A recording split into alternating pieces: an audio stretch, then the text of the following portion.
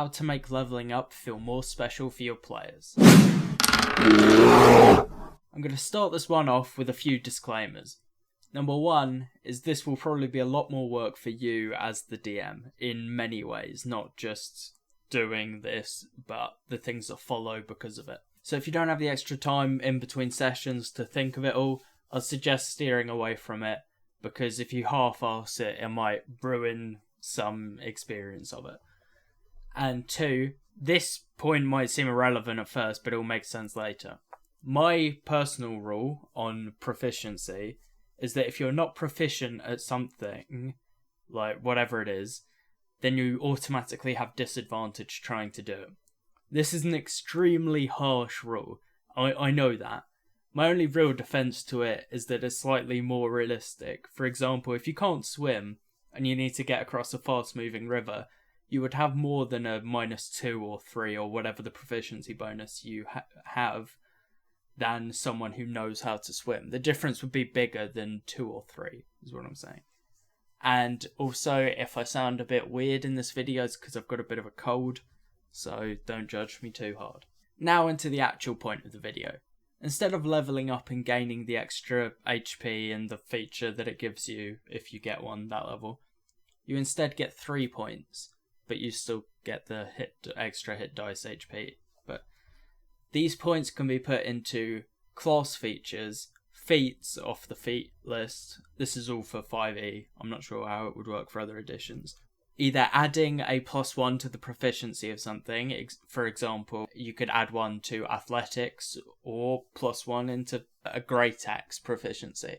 Not something as vague as martial weapons, because then it's too powerful. Or into becoming proficient in something. So if you're not proficient in intimidation, put a point, you're now proficient at intimidation. Now, most of the extra work when doing this is creating extra features for each person. These are abilities that are unique, or at least somewhat unique to this person. I would normally have 3 for each person, but if you can't get 3, it doesn't really matter, because the chances are they can just pick something else instead of getting 3 abilities. But you also use the ones already made for the class, so normally you'd only have to think of 1 or 2, so it's not as much work as it probably sounds. You can also talk to your player and ask what you want their character to be able to do, or you can work with them and create features together, because I know a lot of players who go, I really wish my character could do this. Then you go, well, why can't you do that? It's great, just give it to them, and they feel more special, I guess.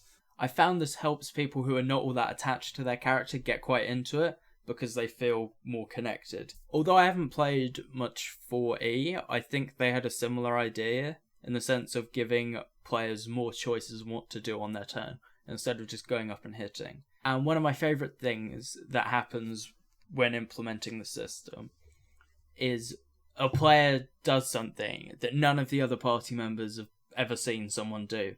And you get that collective, whoa, that was so cool. What is that? And it really makes the player who did it feel pretty epic and like a cool adventurer. It also becomes more work for you as the DM, because your party will probably be at a higher strength level than a normal party of their level. So making encounters can be harder, because it's hard to judge how powerful they really are and how much these odd small abilities are really adding to them.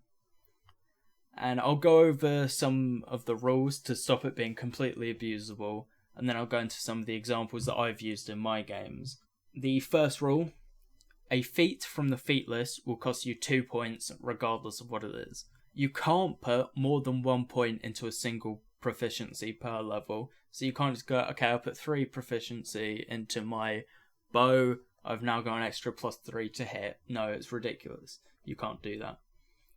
Any feature, official or not, that you deem strong enough, you can make it worth 2 points. Typically, this will be the archetypes, because they tend to add more than just one thing. But it's up to you. Like, I might consider Action Surge worth 2 points, but up to you, completely your choice. Some examples I've used in the past to give you a bit of a flavour of what I'm talking about.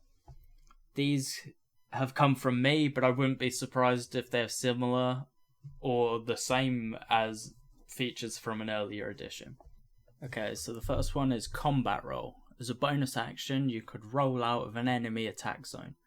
Take half damage from the attacks of opportunity that would come your way.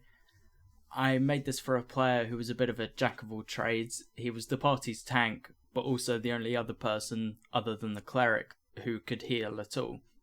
So he had to get from being in the front line to getting to an ally and healing them on that turn. So this was quite a useful ability for him. Another was made for a Goliath barbarian. Brutal slam. He slams into the opponent like shoulder barge essentially, and he deals melee damage to them and knocks them back 10 feet. And if the target fails the dex saving throw, the DC would be the barbarian's strength, they would fall prone. And this is for the barbarian I made who liked to throw his only weapon and then not know what to do next turn. So this was a way of making him feel like a big raging block of muscle, essentially, knocking people out the way until he got his axe back. And one frame I made for a bard who was all about people being happy and seeing the upside from things going wrong. It's called Silver Lining. It was a level 1 spell, gave it 60-foot range, and it lasts for a minute. So essentially an encounter, because 10 rounds or whatever. And every time an ally takes damage, they gain +1 AC for the next incoming attack. And this wasn't amazingly powerful, but it was pretty strong and made the tanks in the front line not get hit as often.